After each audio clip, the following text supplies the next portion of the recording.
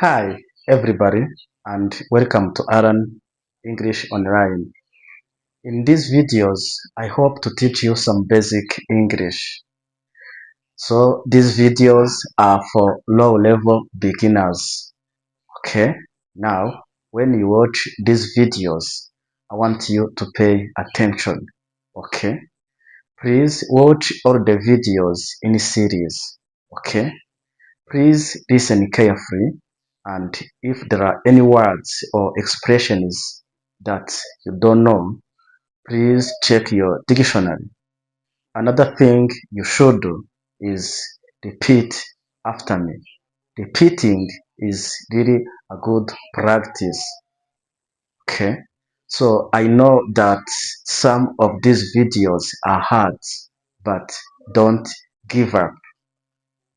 If you try your best and watch all these videos, I know that your English will get better.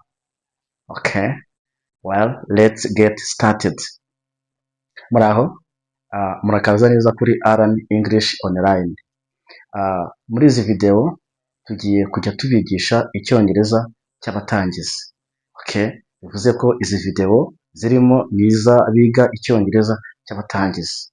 Mu gihe uri kureba izi video, ndagusaba gutega amatwi.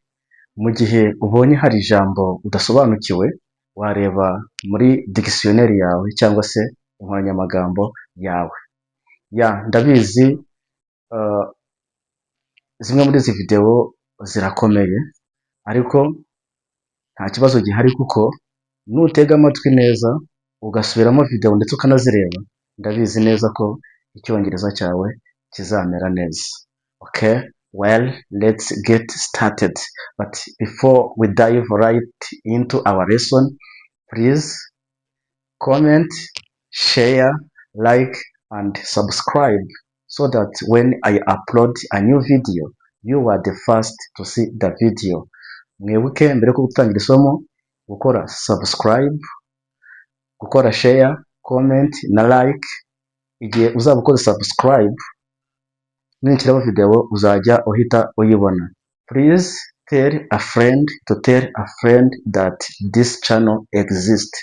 Bwira inshuti yawe, ibwire inshuti ye ko iyi channel ihari kandi ije gutangiza gahunda nziza y'icyongereza cy'abatangizi. Murakoze.